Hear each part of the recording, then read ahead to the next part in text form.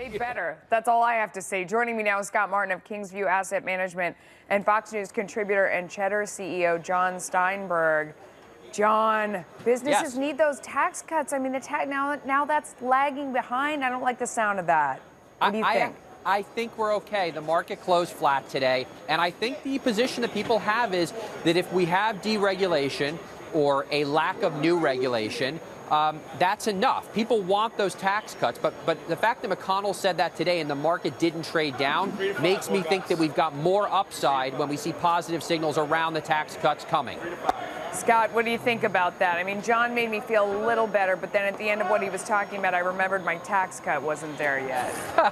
Yeah, and I think that's what consumers are thinking about, Melissa. I mean, that's where some benefit is coming too, right? And I think that's what's helped a lot of these, at least consumer-related stocks. And I'll tell you what, you hear Mitch McConnell say this. If Stephen Mnuchin said this maybe next week, and, backed up what Mr. McConnell said, that would be a major hit to the market. And I think the market just in general wants to see these promises fulfilled. So if they go back on any of these, whether it is even health care, that's a bad sign. Yeah, John, real quick, you want a quick rebuttal to that? Yeah, I mean, if they go back on any of it? I'm right. I mean, the tape doesn't lie. The tape's not down. It's been 2 hours. People heard what McConnell said.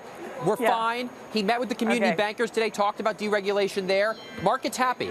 Yeah, I'm going to remember that next time. Real quick, I'm right. The best rebuttal I've ever heard. I'm right. I love it. All right, President Trump and GOP House members working to push their Obamacare replacement plan and trying to get conservatives on board as many groups still strongly oppose the bill. Our own Peter Barnes is in D.C. with the very latest. Peter.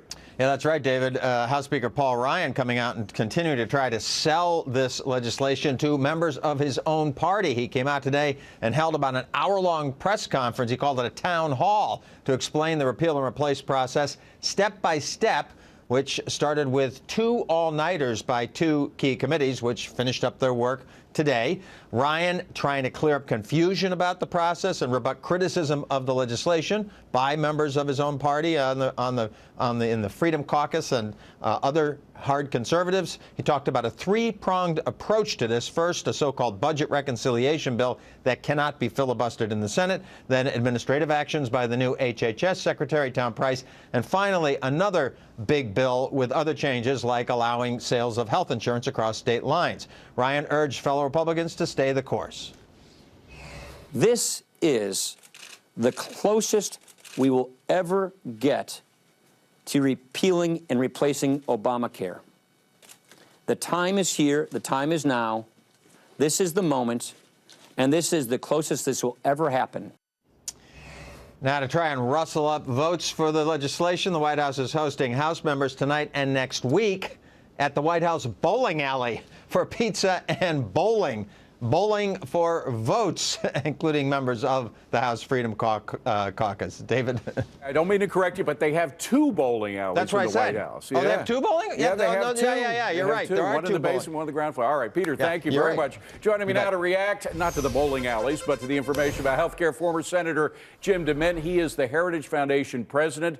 Senator, great to see you. So I listened to the whole PowerPoint presentation by Paul Ryan today. I was impressed by it. The guy knows his stuff. He's been working on this for 7 years. Did he address your concerns? Well, we all agree that Obamacare is a disaster. It's getting worse every day. And I certainly agree Paul Ryan knows his stuff. I also know the House and the Senate, and I know the bill as it's structured will not pass. And we need to get this done. We need to repeal Obamacare. Yesterday, the president gave a lot of assurance that he wanted to work with those of us who have concerns. Our biggest concern is this does not push down prices. It doesn't create the right incentives for the market to work and give patients more control of their health care and their health insurance. Hold on 1 second, Senator, because it does increase the health savings account. It increases your ability to put more money in flexible spending accounts. I mean, it does give individuals more control over the money they use for health care. Well, I'll take you to task on that one, and I talked to the president about this yesterday. They expand the amount that you can put in a health savings account, correct, but they don't let you buy a health insurance plan with it, and they don't let you put your refundable tax credit in your health savings account that would encourage you to shop for lower price right. plans and lower price health care. Listen, Senator, I agree. They don't do everything perhaps they should be doing if you're a free marketeer, but this is where the president comes in, because you did meet with the president. He's going to be meeting with other conservatives as well who have objections to the plan. Do you think, with the power that he has, not only the presidency, but of Donald Trump's ability to negotiate a deal, that he can work out a deal between you folks and the establishment Republicans who've come up with this plan?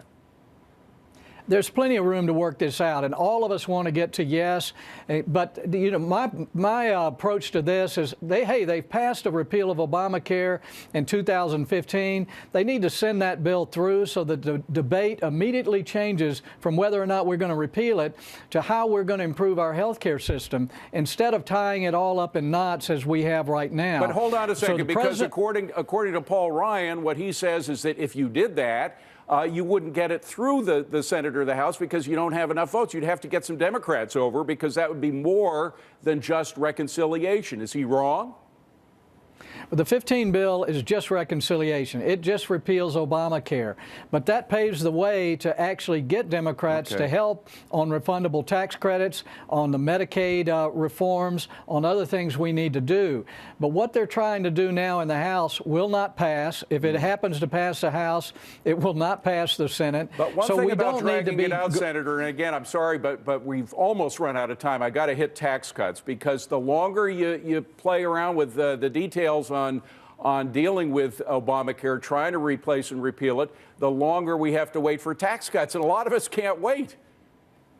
Well, you're exactly right. They should have done the repeal bill 4 weeks ago when the president was inaugurated, and we would already be well into dealing with tax reform, which we have to do to get the economy going. And we're working on that, too, with the members of the House and the Senate and the administration. But we need to get the repeal done. They need a few victories in the House. Frankly, the Congress has been very slow to move. They need to catch up with the president. Can it all be done by August, by the August recess? Both the Obamacare fixes and a tax cut? It can, if we don't play games. And I think right now the House Republicans are trying to jam a bill through that they know is not going to pass. And they think they can use pressure to cajole some of the conservatives. But I've worked with them enough to know that unless this bill is improved, it will not pass. We've got some improvement ideas that can help push the prices down. But if a year from now the premiums are not 30% lower than they are right now, then it will be a failure, and we cannot afford that. Well, hopefully the dealer-in-chief can work something out. Jim DeMint, great to see you. Thank you very much. Appreciate it. Melissa. Thank you. Disney CEO Bob Iger is under pressure to step down from his position on President Trump's Economic Advisory Council. But Iger is standing firm that having the chance to express his opinion directly to the president is the best way to serve his shareholders. Scott and John are back with us. So, Scott, he got questioned twice during his conference call. He said, I made a decision, I thought in the best interest of our company and our industry, to have an opportunity to express specific points of view directly to the President of the United States. Doesn't that make sense?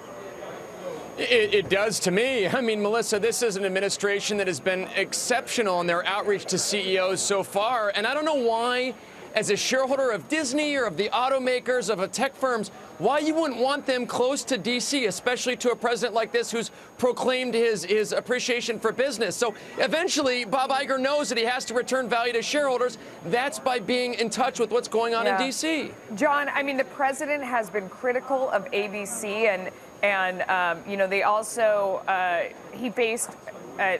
Iger faced questions on the call about ESPN and whether or not Trump had been critical of ESPN as well, or all of their stations as being biased. And Bob Iger said he wants to be in the room where it happens, quoting that song from Hamilton, saying whether he likes you or hates you, isn't it better to be there and to try and be arguing your case? I mean, what do shareholders not get? Of course, and whenever I get asked this, people say, oh, well, what would you do if you were asked to be on some kind of technology startup thing with the president? Of course I would go there. You go, you're in the room, you express your opinions. If you agree to something that he wants to do that's against your ethics, then you've got a problem. Right. But you go there and you fight the fight and you say what you want to say. And I only the most extreme liberal would say that he shouldn't even go to the White House. That's just insanity. Yeah, It was amazing to me, too, because this was a call with shareholders. They have a financial stake. Yeah, of course. Like, and good for Iger. How do they not do that math? Iger is one of the best media CEOs. He's someone I consider an acquaintance and a friend. You know, good for Iger to push back on this and not accept this nonsense. Okay, we solved it. Good. Good. I knew it. Stumping even the